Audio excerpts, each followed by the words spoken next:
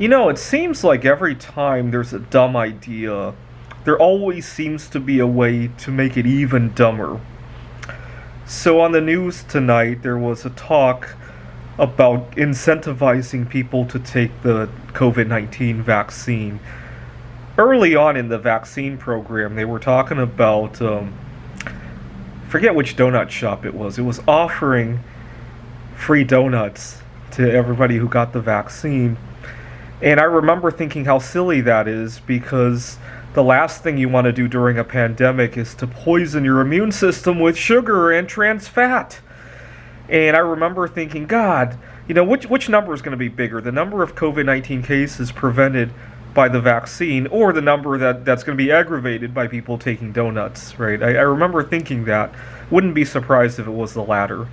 I mean, COVID-19 certainly isn't a new disease, right? It comes from animals. We used to, humans ate uncooked food for millions of years, and certainly COVID-19 has been around a lot longer.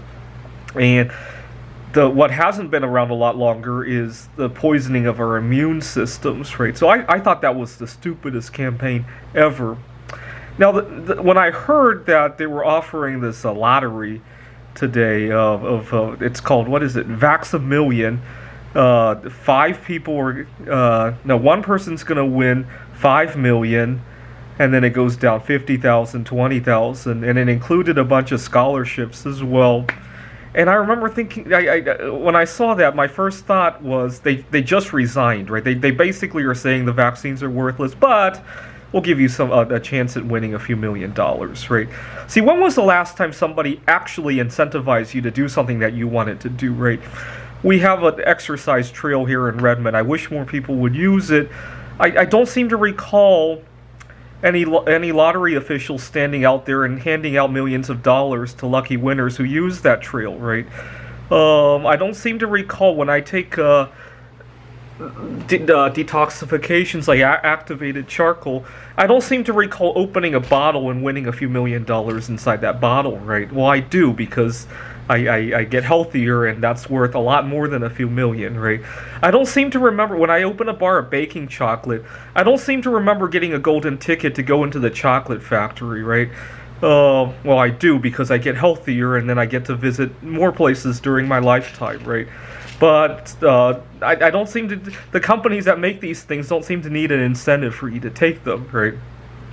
So I think by offering the lottery, they kind of just resigned, like, we lost. Here, have this lottery ticket, right?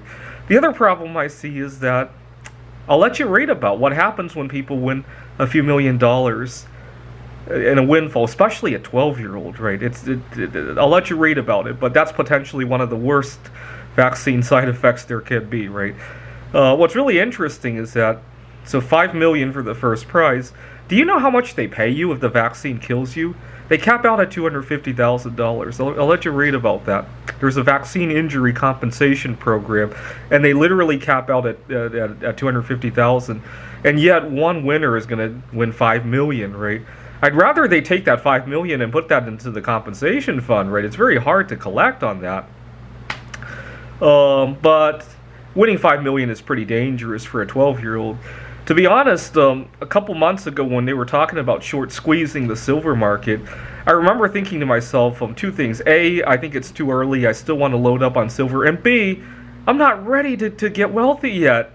And I want to put my life in order first. Like, there are a lot of things in my life I want to put in order first before all of a sudden waking up one day and finding myself a multimillionaire. I would probably be very ill if that happened tomorrow.